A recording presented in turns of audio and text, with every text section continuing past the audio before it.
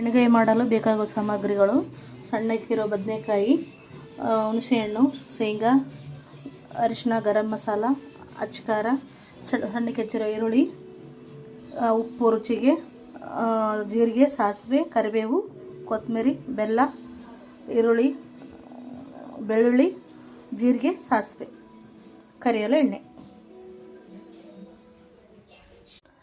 ಈ ಥರ ಬಟ್ಟೆಯಲ್ಲಿ ಒರೆಸ್ಕೊಂಡು ಇದಕ್ಕೆ ಬೇಕಾಗಿರೋ ಸಾಮಗ್ರಿ ಇಟ್ಕೊಳ್ಳೋಣ. ಶೇಂಗಾ, ಇದಕ್ಕೇನೆ ಜೀರಿಗೆ, ಬೆಳ್ಳುಳ್ಳಿ, ಕರಿಬೇವು, ಕೊತ್ತಂಬರಿ, ಬೆಲ್ಲ, ರುಚಿಗೆ ಉಪ್ಪು, ಅಚ್ಕಾರ, ಸ್ವಲ್ಪ ಗರಂ ಮಸಾಲ.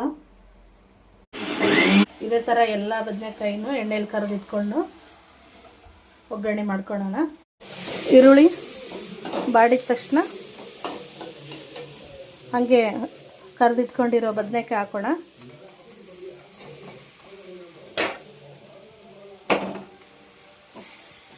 ತಿರುಗಿಸ್ತಾ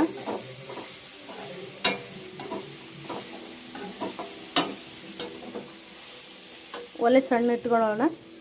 ಹಾಗೆ ಒಂಚೂರು ಅರಿಶಿನ, ಗರಂ ಮಸಾಲ ತೆಗೆದಿದ್ವಲ್ಲ,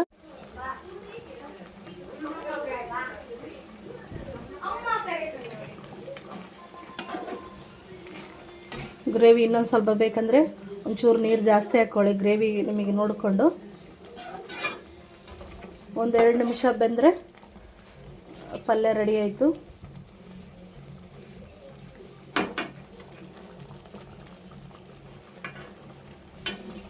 ಪಲ್ಯ ರೆಡಿಯಾಗಿದೆ ನೋಡಿ, ಟೇಸ್ಟ್ ಮಾಡೋಣ ಹೇಗಿದೆ ಅಂತ. ಚಪಾತಿ ಜೊತೆಗೆ, ರೊಟ್ಟಿ ಜೊತೆಗೆ